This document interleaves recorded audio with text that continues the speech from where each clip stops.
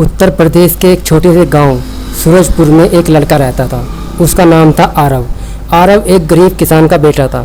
उसका घर कच्चा था, छत से बारिश का पानी टपकता और ज़मीन मिट्टी की थी, लेकिन उसके सपने सबसे आसमान से ऊंचे भी थे। स्कूल की फीस भरने के लिए उसके पिता खेतों में मजदूरी करते थे। कई बार पेट खाली रहता, लेकिन किताबें कभी बंद नहीं होती। आरव को पढ़ाई से बहुत लगाव था।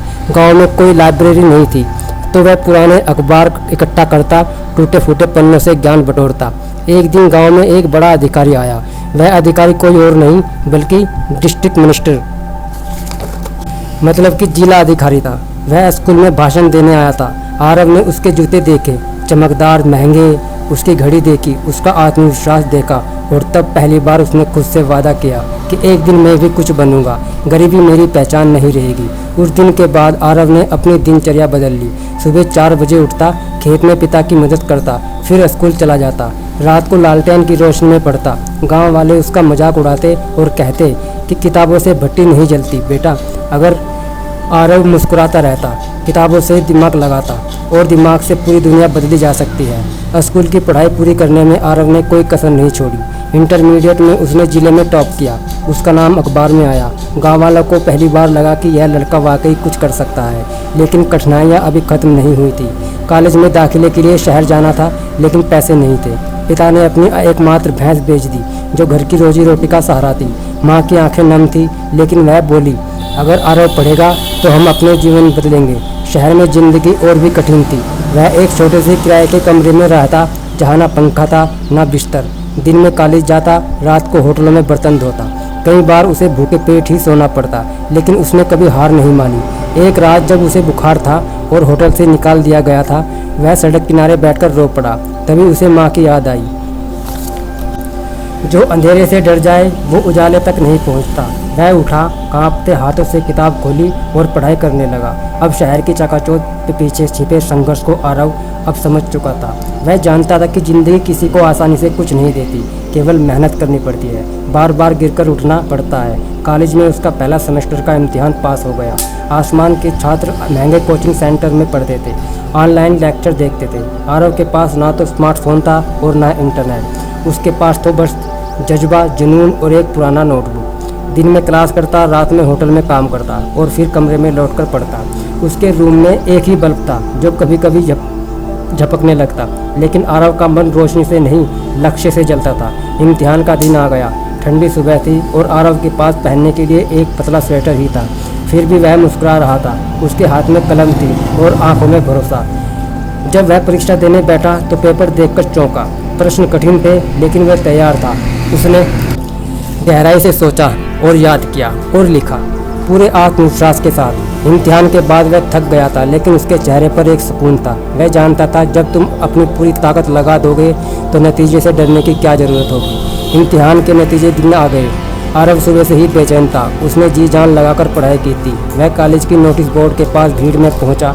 दिल तेजी से धड़क रहा था। रोल नंबर देखा, मगर पास नहीं हुआ। उसका मन बेचैन हो गया। उसे अपनी आंखों में यकीन नहीं हुआ। उसने दोबारा देखा, वह नतीजा। कुछ देर के लिए जैसे सब कुछ थम गया हो। दुनिया धुंधली लगने लगी। पास में खड़े कुछ लड़कों की हंसी उसे चुभ रही थी। किसी ने कहा, गाँव से आया है, पढ़ाई क्या खाक करेगा। आरव चुपचाप था। कमरे में पहुंचकर उसने दरवाज़ा बंद किया और बिस्तर पर लेट गया। आंखों से आंसू निकल पड़े। उसने खुद से कहा, क्या मैं वाकई इस लायक नहीं हूँ? क्या मेरी मेहनत बेकार गई है? लेकिन तभी उसे याद आया, जब वह छोटा था और पहली बार खेत में हल चलाने गया था, तब भी वह गिर गया था। मगर पिताजी ने कहा था, बेटा हल चलाना सीखना है तो गिरना पड़ेगा, मगर रुकना नहीं है। वही शब्द उसके दिल में गूंजे। वह उठा, उसने अपनी कापियाँ खोली और रिजल्ट की गलतियों को समझने की कोशिश की। उसे एहसास हुआ कि वह कुछ विषयों में कमज़ोर है, खासकर गणित में। इस बार उसने ठान लिया, अब मैं अपनी कमजोरी को ताकत बनाऊंगा। उसने एक पुरानी किताब खरीदी, रात भर गणित की प्रैक्टिस की। अब उसकी पढ़ाई में एक नई आग लगी हुई थी। अब वह सिर्फ पास नहीं होना चाहता था, वह उत्कृष्टता चाहता था। गिरने के बाद उसे उठ खड़ा होना चाहता था, और आरव ने यही किया। अब उसकी दिनचर्या और भी सख्त हो गई थी। वह दिन में कॉलेज की पढ़ाई करता, शाम को होटल में जाता और रात को देर तक गणित और अंग्रेजी की तैयारी करता।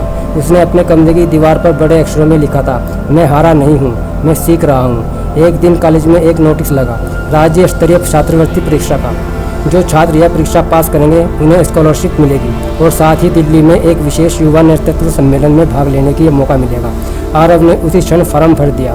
वह जानता था यह परीक्षा सिर्फ पैसे की नहीं बल्कि पहचान की थी। उसने तैयारी शुरू कर दी। पुराने प्रश्न पत्र, लाइब्रेरी की किताबें, अखबार, जो भी कुछ उसे मिला उसने पढ़ना शुरू कर दिया। यहाँ तक कि अंग्रेजी के शब्द याद करने के लिए उन्हें कमरे की दीवारों पर चिपकाने लगा।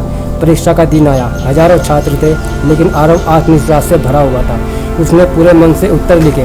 परीक्षा के बाद वह नहीं रुका। उसने फिर से पढ़ाई जारी रखी, क्योंकि अब उसका लक्ष्य सिर्फ स्कॉलरशिप नहीं था। वह बड़ा सपना देखने लगा। वो सपना था यूपीएससी का। 2 महीने बाद परिणाम आया। आरव का नाम चयनित छात्रों की सूची में सबसे ऊपर था। उसके पास एक चिट्ठी आई। उसमें लिखा था कि प्रिय आरव, आपको दिल्ली में होने वाले युवा नेतृत्व सम्मेलन के लिए आमंत्रित किया जाता है। यह सब उसके लिए जीवन का पहला मौका था। वह गांव, शहर और अब राजधानी की ओर उड़ान भर रहा था। सपनों की, उम्मीदों की, आत्मविश्वास की। ट्रेन की सीट पर बैठा आरव खिड़की से बाहर देख रहा था। खेत, गांव, छोटे स्टेशन धीमे धीमे पीछे छूटते जा रहे थे। पहली बार वह अपने गांव से इतनी दूर जा रहा था। दिल्ली, देश की राजधानी, जहां सपने पल देखे जाते हैं और टूटते भी हैं। दिल्ली पहुंचते ही उसे लगा जैसे वह किसी और सी दुनिया में आ गया हो। ऊंची इमारतें, ट्रैफिक, तेज चलने वाले लोग, हर कोई किसी दौड़ में भाग रहा था। आरव थोड़ा सहम गया, लेकिन उसके मन में एक आवाज़ थी, डरना नहीं, सीखना है। युवा नेतृत्व सम्मेलन का आयोजन इंडिया गेट के पास एक बड़े सभागार में था। देश भर से चुने गए छात्र वहां पहुंचे थे। सब शालीन कपड़े पहने, अंग्रेजी में बातचीत करते, आत्मविश्वास से भरे हुए। आरव के पास एक साधारण कुर्ता था और टूटा बैग, लेकिन उसकी आंखों में चमक थी। पहले दिन मंच पर जब उद्घाटन हुआ तो आरव ने देखा आईएएस अधिकारी, वैज्ञानिक, सामाजिक कार्यकर्ता सब युवा प्रतिभागियों से मिल रहे हैं। जब मंच पर एक वक्ता ने कहा, गरीबी कोई अभिशाप नहीं, अगर आप सीखने की भूख रखते हैं, तो आरव के दिल में कुछ कांपा। उसने महसूस किया कि वह अकेला नहीं है। ऐसे बहुत से लोग हैं जो संघर्षों से निकलकर कुछ बड़ा कर रहे हैं। सम्मेलन के आखिरी दिन प्रतिभागियों को बोलने का मौका दिया गया। कई छात्रों ने भाषण दिए, पर तब आयोजकों ने कहा, कोई ऐसा जो गांव से है, संघर्ष से आया है। आरव ने धीरे से हाथ उठाया। सभी की नज़रें उस पर थी। वह मंच पर गया। दिल तेज धड़क रहा था, लेकिन जैसे ही उसने माइक थामा, उसके शब्द बहने लगे। मैं एक किसान का बेटा हूँ, गांव में लालटेन की रोशनी में पड़ा हूँ। आज यहाँ खड़ा हूँ क्योंकि मैंने कभी हार नहीं मानी। मैं यही सभी को सिर्फ एक बात बताने आया हूँ, हालात कैसे भी हो, अगर इरादे सच्चे हो तो रास्ते खुद बन जाते हैं। पूरा सभागार तालियों से गूंज उठा।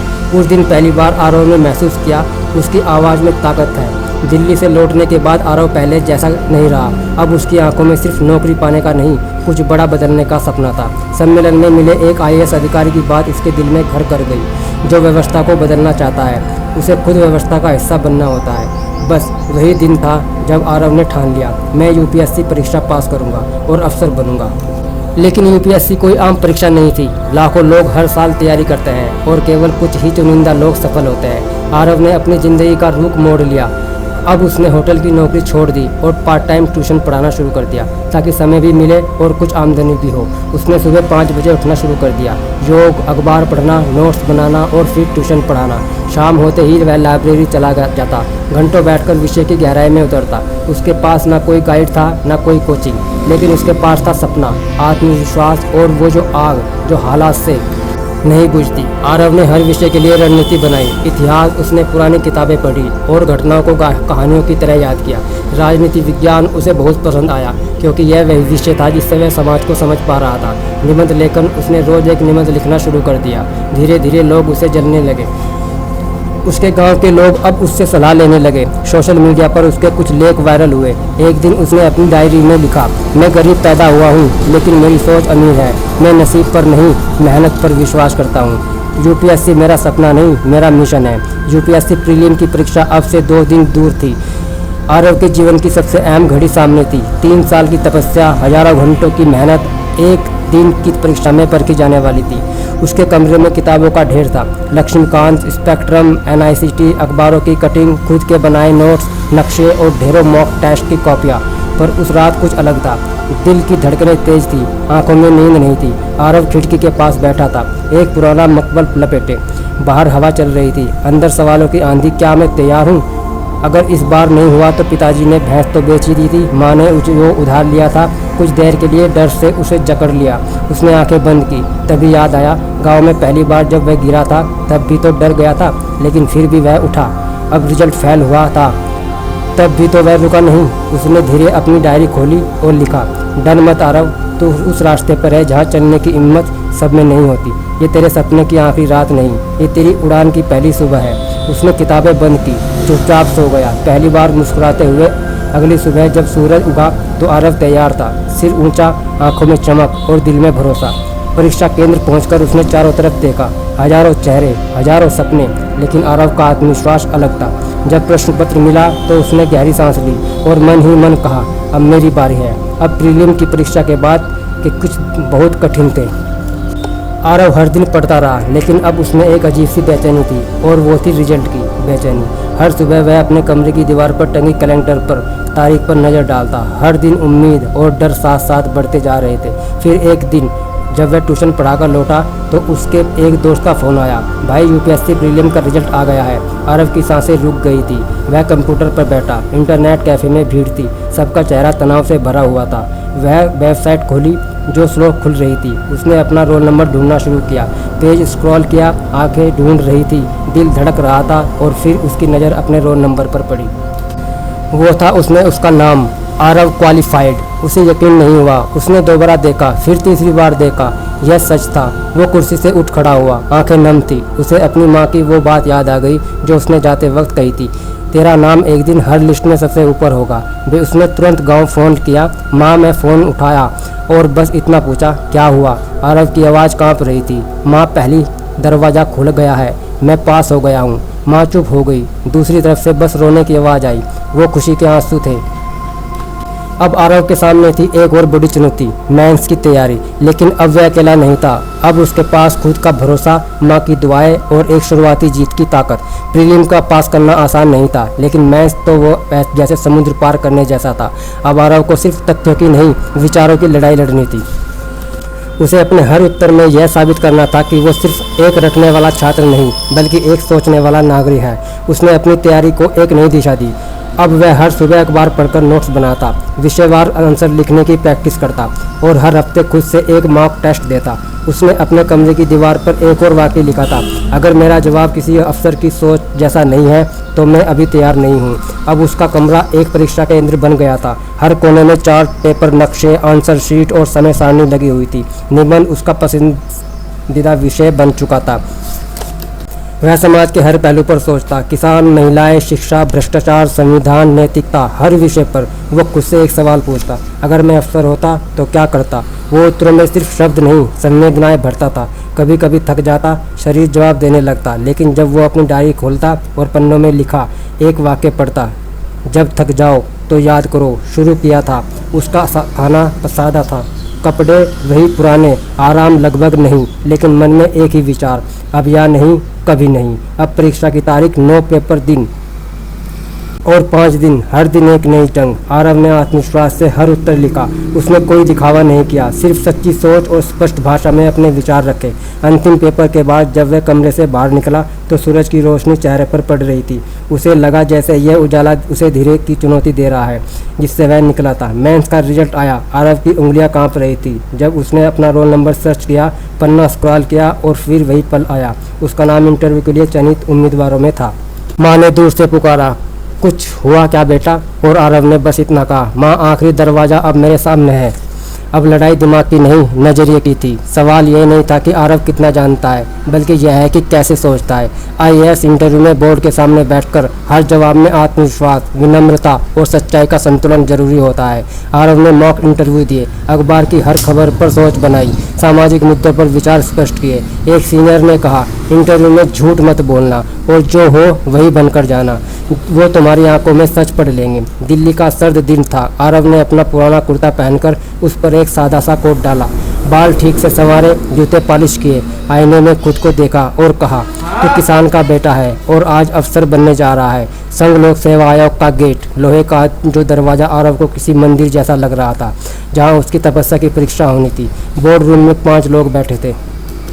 अनुभवी तेज नज़र वाले गंभीर सवाल शुरू हुए। पहला सवाल था कि अगर तुम्हें एक भ्रष्ट मंत्री के अधीन काम करना पड़े तो क्या करोगे। दूसरा, ग्रामीण भारत में महिला सशक्तिकरण को कैसे आगे बढ़ाओगे। और अंत में, क्या कभी तुमने कोई गलत निर्णय लिया है और उससे क्या सीखा है। आरव ने हर सवाल का जवाब शांति और स्पष्टता से दिया। उसने अपनी जड़ें नहीं छुपाई बल्कि कहा, मैंने खेतों में पसीना बहाया है, भूख देखी है, लेकिन इन अनुभवों ने मुझे संवेदनशील बनाया है। यही मुझे एक अच्छा प्रशासक बनाएंगे। बोर्ड के सदस्य मुस्कुराए। इंटरव्यू के अंत में एक बुजुर्ग सदस्य ने पूछा, आरव, अगर तुम इस साल चयनित नहीं हुए तो क्या करोगे। आरव ने आंखों में आंखें डालकर कहा, तो मैं फिर कोशिश करूंगा सर, क्योंकि देश सेवा करना मेरा सपना नहीं, मेरा धर्म है। जब वह बाहर निकला तो दिल्ली की ठंडी हवा उसके चेहरे को छू रही थी। उसे एहसास हुआ अब फैसला उसके हाथ में नहीं, उसकी नियति में था। लेकिन जो भी होगा वह मुस्कुराकर स्वीकार करेगा, क्योंकि उसने पूरे दिल से, पूरी ईमानदारी से लड़ाई लड़ी थी। आज यूपीएससी का फाइनल रिजल्ट आने वाला था। हर घड़ी जैसे समय को खींचकर लंबा कर रही थी। आरव ने खुद को व्यस्त किया, पढ़ाई में, ट्यूशन में, बच्चों को समझाने में, लेकिन दिल तो वो उसी वेबसाइट की ओर भागता रहा जहां उसका भाग्य लिखा जाने वाला था। फिर वो दिन आ गया। गर्मी की दोपहर थी, बिजली नहीं थी। आरव के पास स्कूल में कंप्यूटर पर रिजल्ट देखने गया।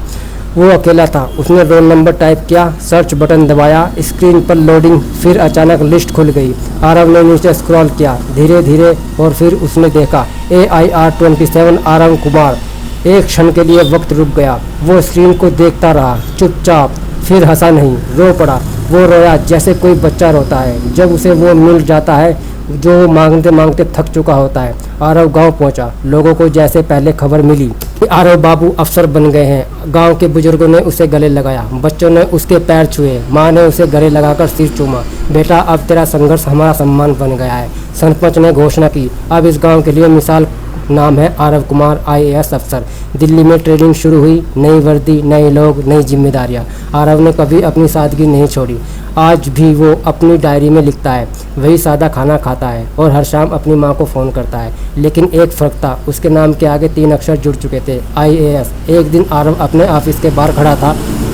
बगल से एक स्कूली बच्चा गुजरा, फटी कमीज में। आरव ने उसे रोका और पूछा, क्यों नहीं जा रहे हो स्कूल। बच्चे ने कहा, किताबें नहीं हैं। आरव मुस्कुराया, अपनी कार की डिक्की खोली। वहाँ पहले से ही दर्जनों किताबें थी, गरीब बच्चों के लिए। कल से स्कूल जाओ, अब तुम्हारी किताबों का इंतजाम सरकार करेगी, और सरकार भी वही जो तुम्हारी खेतों से निकली है। आरव की कहानी उस हर बच्चे की कहानी है जो मिट्टी में जन्मा है लेकिन सितारों तक पहुँचने का हौसला रखता है। संघर्ष एक अंधेरा है, लेकिन जो उससे गुजर जाए वह उजाले की असली परिभाषा बनाता है।